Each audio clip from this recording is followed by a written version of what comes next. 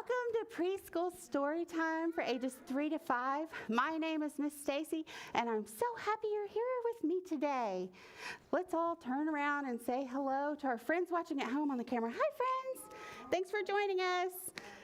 Okay, before we get started, somebody has a birthday today. Should we sing happy birthday? It's our friend Gwen in the pink shirt and the night sky skirt. Gwen is 3 years old today, so let's sing her happy birthday. Happy birthday to you. Happy birthday to you. Happy birthday, dear Gwen.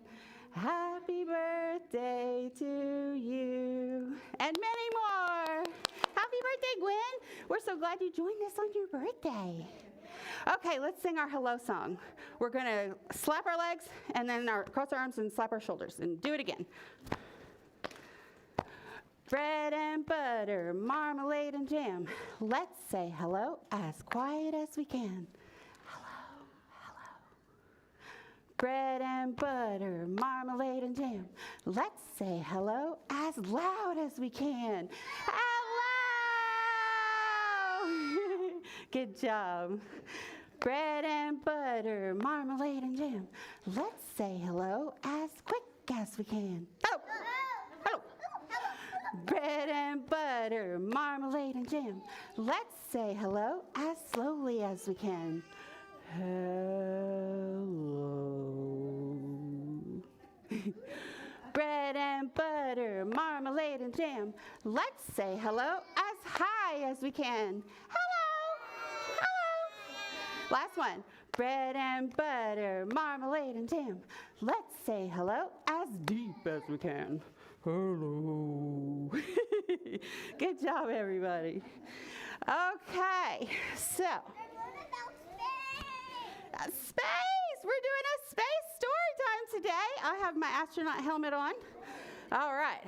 As usual, we have our story time plan over here. We said hello, and then we need to do our announcements. We're talking about 2 crafts? Well, only one craft. The other one is, I'll show you. It's coming up very soon. So just to share our Super Saturday program this Saturday. I want to make a shooting star. Yeah, those are shooting stars. So for Super Saturday, we have a maker fair going on. So that'll be all over the library. You can come check out things that people make. And we'll have a Lego free play going on at the same time in this room between 10 and 11. And there's no registration required, so you can drop by and check out the maker fair and play with Legos. Now, let's learn a new American Sign Language sign.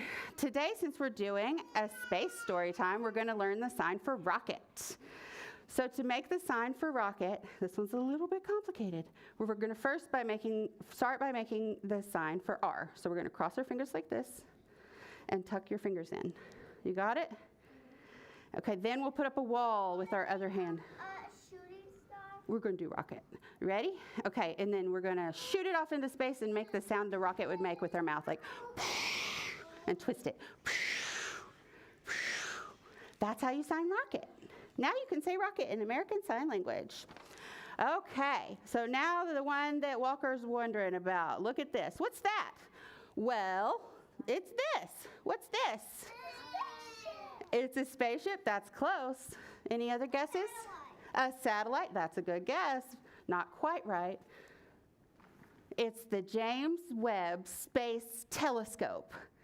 This is a really cool telescope that scientists at NASA have created, sent way out into space, and it's looking at the universe in a way that we've never done before. It uses what is called infrared technology. So that's like a way of seeing that we cannot see with our eyes. So it sees things that we can't even see if we were looking at it. So we have brand new pictures. They're super duper cool. And here is a picture of what it looked like when they launched it into space. This is a real picture. There it is. It's going whoosh into space. And that's where it is now. And it's sending us back really cool pictures. So for the rest of story time, it's going to rotate through some really cool pictures that the James Webb Space Telescope has sent us. What were you saying? Are we going to make stars out of paper? No, we're going to make a different craft, but we do have a craft at the end.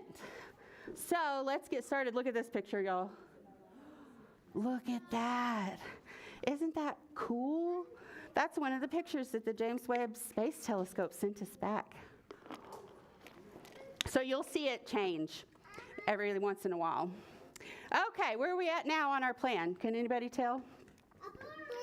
A book. Okay. Our first book today is called Twinkle, Twinkle, Little Kid. Words by Drew Dewalt and pictures by Molly Idle. One night, Clyde noticed one little star all alone in the big black blanket of night above. He stared at the star for a long time, then said, "Starlight, star bright, the first star I see tonight. I wish I may, I wish I might, have the wish I wish tonight. I wish for a..." And then at that very moment, Clyde closed his eyes and wished as hard as he could. His wish was a secret. He opened his eyes and looked around, hoping his wish had come true, but it hadn't. With a sigh, he stood up and walked home. Later that night, as Clyde lay asleep in his bed, having forgotten the lonely little star in the sky and the wish he had made, the strangest thing happened. The same little star climbed into his bedroom window. And then, very quietly, the star said, "Kid light, kid bright, the first kid I see tonight. I wish I may, I wish I might, have the wish I wish tonight. I wish for a..."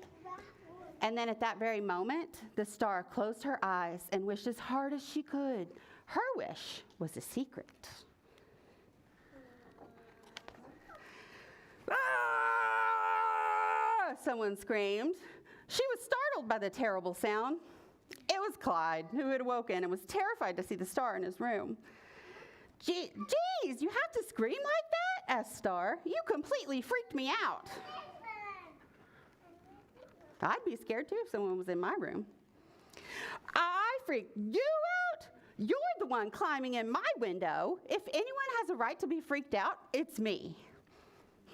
Said Star. "Good point. I hadn't thought about it that way." "And speaking of which," said Clyde, "who are you? And why are you freaking me out? It's the middle of the night." "Oh, come on. You don't know me, Clyde. I'm the star you wished on tonight, and last night, and every other night for the past 2 weeks," she added. "You're a very needy person." "Don't judge me. I'm not the weirdo climbing in people's windows. What are you doing in my room anyway?" "Making a wish on you." "What? You can't wish on me," said Clyde. "Stars don't make wishes on kids. Kids make wishes on stars." "Well, I just did," said Star as she stood there defiantly. "But I don't know how to grant wishes," said Clyde. "What did you wish for?" "I can't tell you or it won't come true," said Star. "What? That's crazy. How am I supposed to grant your wish if you won't tell me, you silly Star?" asked Clyde. "I don't know," Star shrugged. "You're supposed to just know."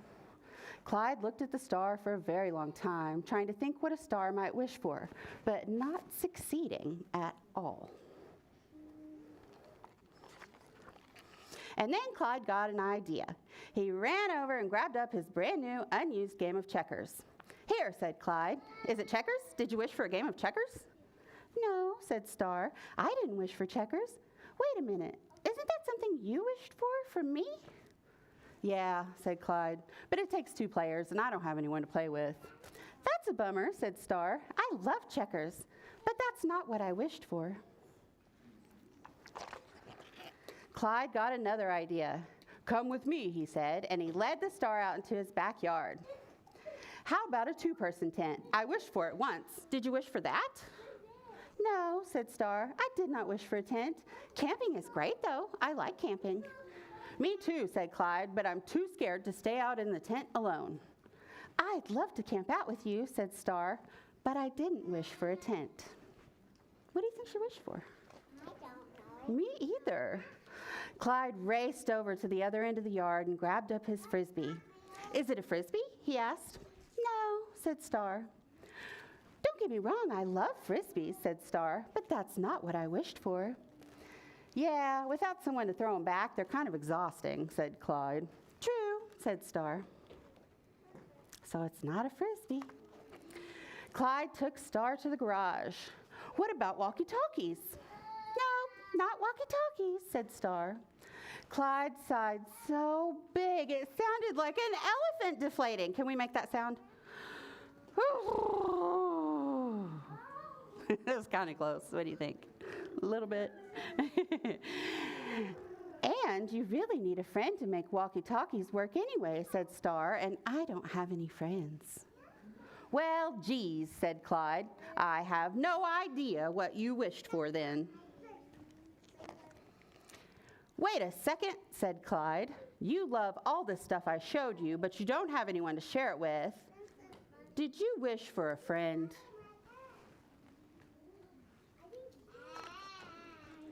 At that, Star suddenly twinkled a little brighter and smiled a big, bright star smile at Clyde. And Clyde suddenly twinkled a little brighter too and smiled a big, bright kid smile at Star. That's what I wished for too, said Clyde. Both of their wishes were secrets no more. They both wished for a friend. Okay, here they are doing fun stuff. They're playing checkers, they're talking on walkie-talkies, they're camping out, they're playing frisbee. That looks like a good time, doesn't it?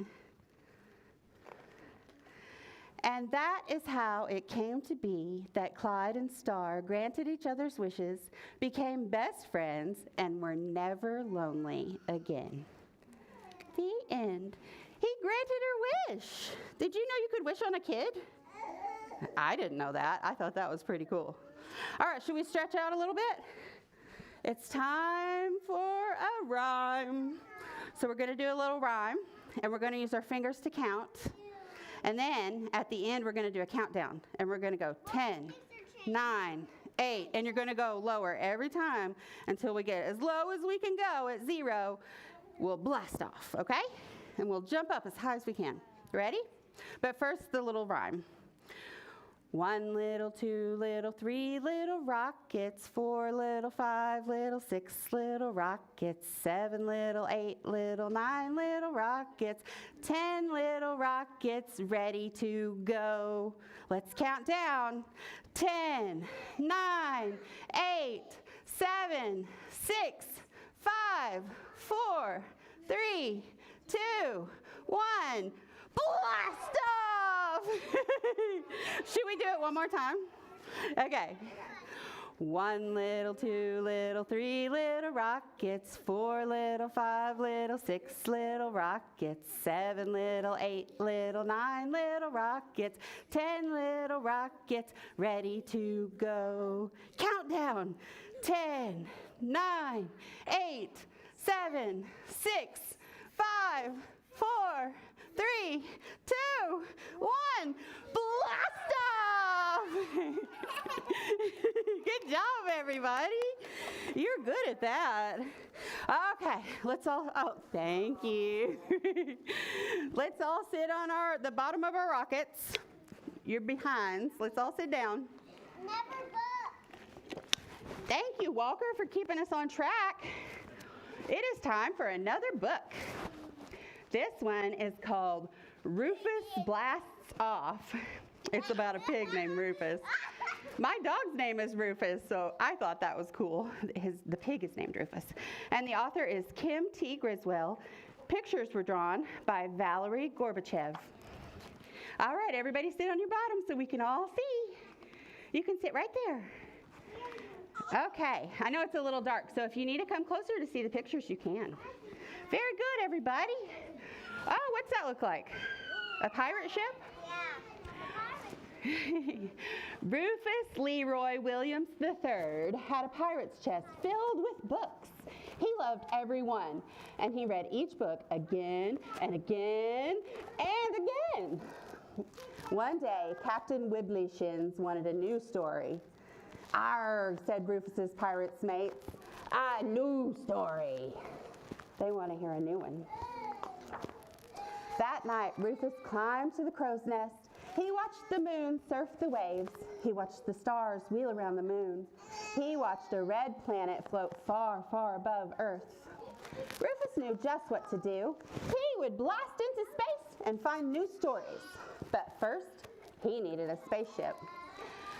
Rufus stuffed his gear into his backpack. He grabbed his lunchbox and his blanket. Then he hopped into a skiff and rowed to shore. "Good luck, piglets!" shouted Captain Wibbleshins. Rufus slogged down the beach to the Space Center.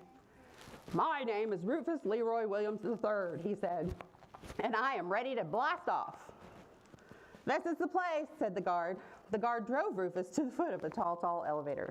That seems too easy, doesn't it? Up they zoomed. The guard rapped on the entry hatch.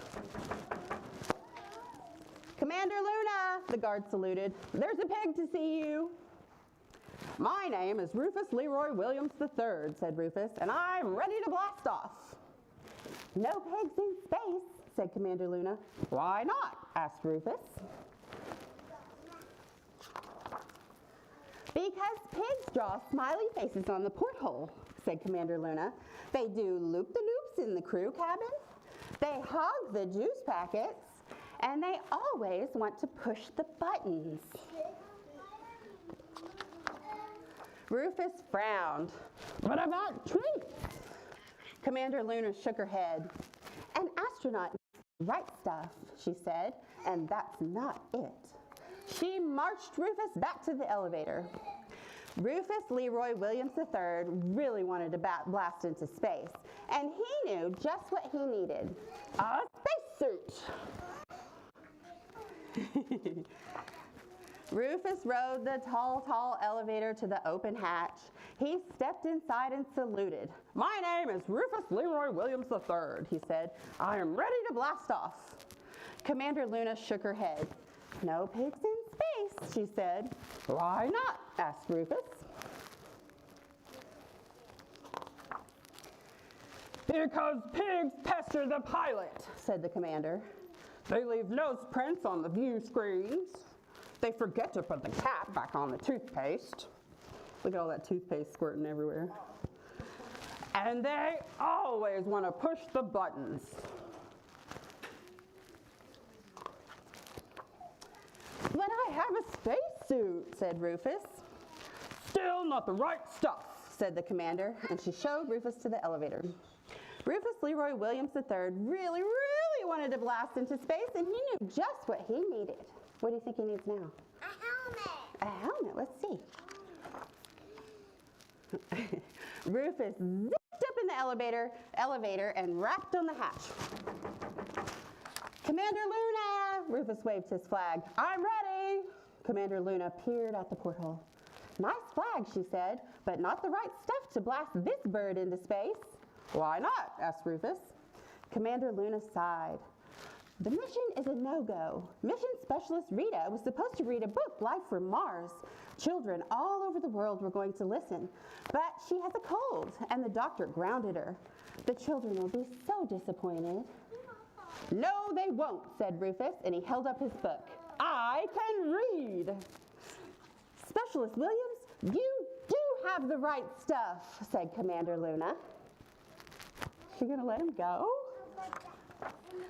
"Welcome aboard, but be careful not to push any."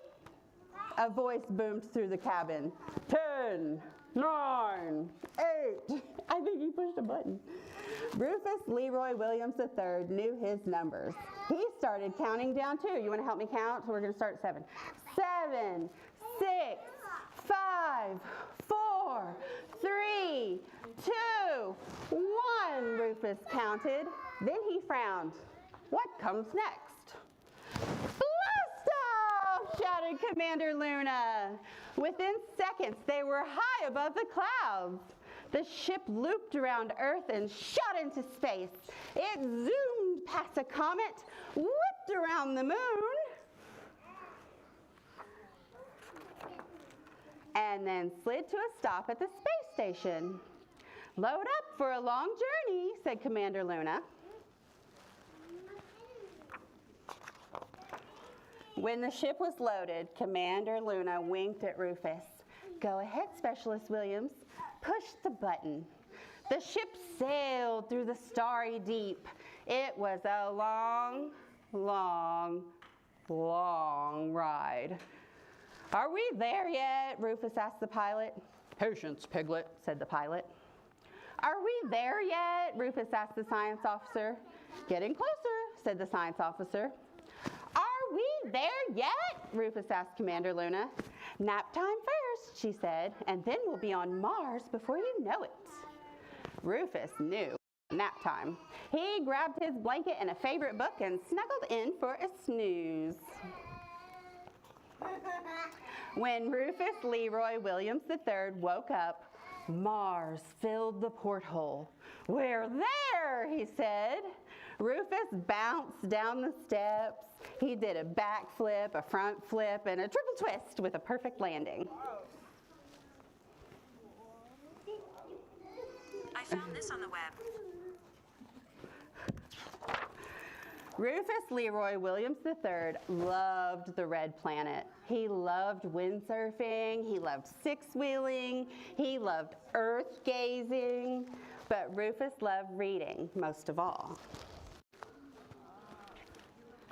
What's he gonna do? Because stories, old and new, are always best when shared with friends.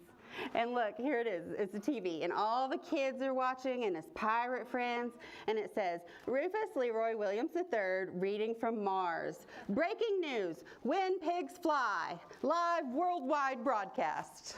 He's reading stories to all the kids on Earth. Isn't that neat?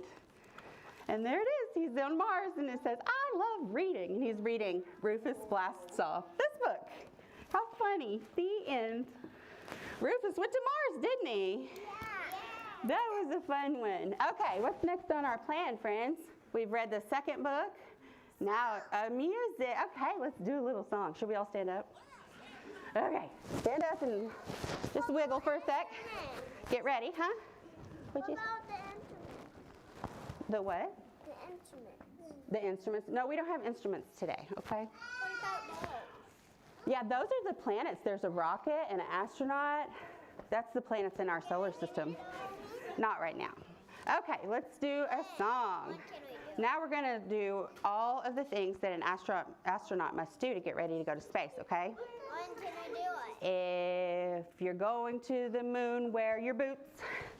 If you're going to the moon, wear your boots. If you're going to the moon and you want to get there soon, if you're going to the moon, wear your boots. What else do you need? A suit? Yes. If you're going to the moon, wear your suit. Zip it up. If you're going to the moon, wear your suit. If you're going to the moon and you want to get there soon, if you're going to the moon, wear your suit. Okay, what else do we need? A helmet. A helmet, very good job. Okay, if you're going to the moon, wear your helmet. If you're going to the moon, wear your helmet. If you're going to the moon and you want to get there soon, if you're going to the moon, wear your helmet. Okay, is that all? I had one more over there. I can't read it though. Gloves. Okay, thanks for your help. We're gonna clap at this one, okay? If you're going to the moon, wear your gloves. If you're going to the moon, wear your gloves. If you're going to the moon and you want to get there soon, if you're going to the moon, wear your gloves. We're ready now, aren't we? Okay, everybody spin around and sit back down. You are so good at following directions. Okay, what's next, friends? Another story, our last story. Okay, y'all, this one is really cool because this is actually based on a true story. This really happened. It wasn't exactly like this, but it was pretty close. This is called May Among the Stars, and it was written by Rhoda Ahmed, and pictures are drawn by Stasia Burrington. This is a real person who actually became an astronaut. Little May was a dreamer. They say that daydreamers never succeed, but little May was different. One day, May was working on an assignment for school about what she wanted to be when she grew up. What will you tell them, May? I will tell them I want to see Earth. This is Earth, May, her mother said. The flowers, the grass, the forests, and the mountains, we live on Earth. I know, but I want to see Earth from out there. That's an amazing plan, little May. Then you have to become an astronaut. That way you can see Earth from space. Astronaut? Do you think I could do that? Of course you can. If you can dream it, if you believe it, and you work hard for it, anything is possible. It's true. You know what I'm going to be when I grow up? Tell me. I'm going to be a construction worker again. I'm going to be a construction worker in space. In space. You told me that before. You must really want to be that. That's a good idea. Okay, at the end of the story time, I want everyone... I'm going to be a space princess. A space princess? I'm going to be a Sonic that's in space. A Sonic in space? I love it. Okay, everybody, I want you to think about what job you want to do when you grow up, and at the end of the story time, come tell me, okay? So we're going to wait until the end of story time, and everybody's going to tell me what they want to be then, okay? Okay, so lock it inside your brain, and at the end of story time, we'll talk about it, okay? Okay, so May asked her mom to take her to the library. She searched for books about space and astronauts. After dinner, May drew pictures of space, and she even made her own astronaut costume out of old orange curtains and cardboard boxes. That looks fun. Later, she asked her dad, "But how do I become an astronaut? It seems impossible." "You will find your way, May, because if you dream it, believe in it, and work hard for it, anything is possible." But space is so far away. It's closer than you think, little May, and you may get there sooner than you think. That night, May had a happy dream. She was dancing in space surrounded by billions of sparkling stars. Below her, she could see Earth floating and turning like a shiny crystal ball. The next morning, May told her parents about the dream. She wanted to tell everyone, and every time she talked about it, her eyes would light up. In the classroom, Miss Bell told everyone to stand in a line on the rug. "Today we are going to share our dreams about the future. What do you want to be and what do you want to do when you grow up? Who wants to go first?" "I want to be a firefighter." "I want to be a teacher." "Football player." "I want to be a mom." And May says, "I want to go to space. I want to be an astronaut." All the kids started laughing. Miss Bell asked, "May, are you sure you don't want to be a nurse? Nursing would be a good profession for someone like you." I don't know about all that. Let's see. "I don't want to be a nurse. I want to be an astronaut." That's what May said. You think she did it? May felt very disappointed. On her way home from school, May was quiet. She looked out the car window. Her world had turned blue and cold. Nothing was the way it used to be. Poor May. At home, May started crying. "Miss Bell said I can't become an astronaut." "What a silly thing to say," said her mother. "She told me I should be a nurse instead," said May. Her mom wiped away her tears. "My dear May, I hope you didn't believe her." "Of course I believed her. She's my teacher." "I'm sorry Miss Bell didn't encourage you, but she can't stop you. No one can stop you. Follow your dreams, May, and go to space." Her mom encouraged her, didn't she? Thank you, Mom. I promise when I get to space, I will wave to you and Dad from the spaceship. Her mom took her hand and they started dancing. You must always repeat to yourself, if I can dream it, if I can believe in it, and if I work hard for it, anything is possible. That's what the little mare, the little kid. Yeah. May went on dreaming, believing, and working really hard. And guess what? She went to space and waved to her mom and dad on Earth. She did it. She grew up. She worked hard and she did it. And this back page tells you all about Dr. Mae Jemison, the real person who became a real astronaut. She really did it. Oh, isn't that really cool? I think it's exciting, and it's true. If you can dream it and believe it and you really work hard for it, you can make it happen. Oh, another one. Thank you. I'm going to make astronauts. We're going to make we're going to make something else. You'll see in just a second. I'm going to make a rocket. Let's see. Oh, we're running a little late on time, so we'll skip our rhyme and we'll just look at our pretty shooting stars.